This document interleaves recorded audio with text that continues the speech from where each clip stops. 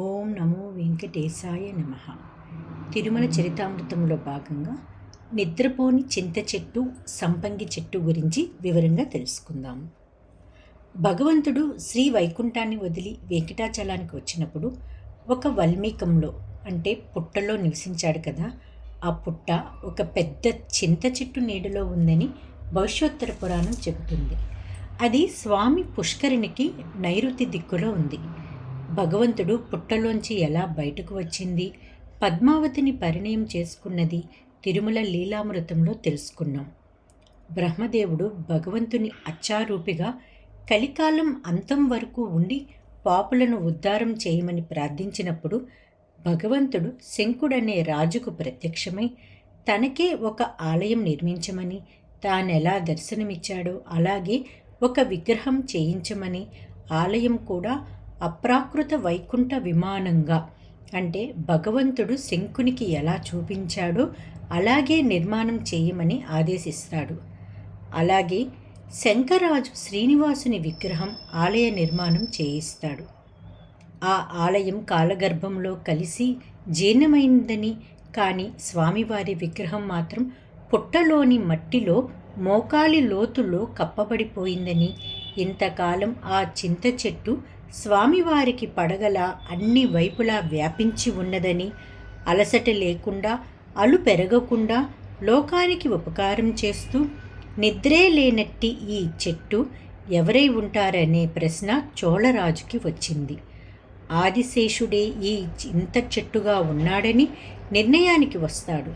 అందుకే వృక్షం అంతకాలం పాటు భగవంతునికి తెల్లని గొడుగులా ఉండి సేవ చేయగలిగింది. ఈ చింత చెట్టు కిందనే రంగదాసుకి, గోపీనాథుడనే వైకానస పూజారికి శ్రీనివాసుడు దర్శనమిచ్చి వారిని తనకు ఉద్యానవనంలో నీటి వసతికి బావులు ఏర్పాట్లు చేసేట్లు ప్రేరణ చేస్తాడు. తొండమానునికి ఈ చెట్టు గురించే భగవంతుడు చెప్పి తనకు ప్రియమైనట్టి చెట్టును ముట్టుకోవద్దు, గుడి ప్రాకారానికి అడ్డం వస్తే కొట్టవద్దు అని చెప్తాడు. ప్రాకారాన్నే చెట్టుకు అడ్డం లేకుండా కట్టమని, మార్చమని భగవంతుని ఆదేశం. ఈ చెట్టే శేషుడని భగవంతుడు తొండమానునికి చెప్పలేదట. ఈ చెట్టు అనంతుడే అంటే ఆదిశేషుడే అనే నిర్ణయానికి చోళరాజు వచ్చినట్లు పురాణ ఆధారం కనపడడం లేదు. ఆ చింత చెట్టు ఇప్పుడు ఆలయంలో కనిపించదు. తర్వాత ఎలా కనుమరుగైందో తెలియదు. సంపంగి చెట్టు.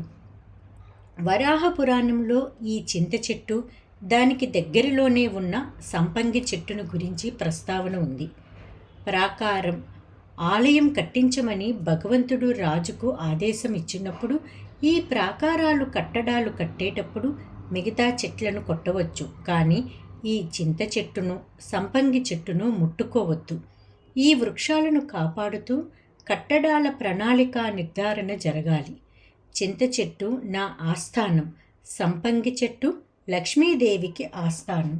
ఈ రెండు వృక్షాలు ఋషులు, దేవతలు, నరులు ఎల్లప్పుడూ ఆరాధించదగినవి. ఈ రెండు చెట్లు ధ్వజస్తంభానికి ఉత్తర దక్షిణాలలో ఉండేవట.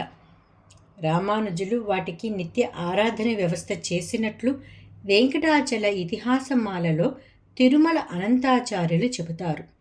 రెండవ ప్రాకారంలో ఉన్న సంపంగి చెట్టు వల్లనే ఆ ప్రాకారానికి సంపంగి ప్రాకారం అని ఇప్పటికీ పేరు ప్రసిద్ధిలో ఉంది.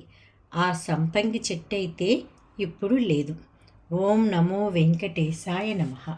మరొక అధ్యాయంలో మొండిగోపురం కూల్చి తప్పు చేశానా అనే దాని గురించి వివరంగా తెలుసుకుందాము.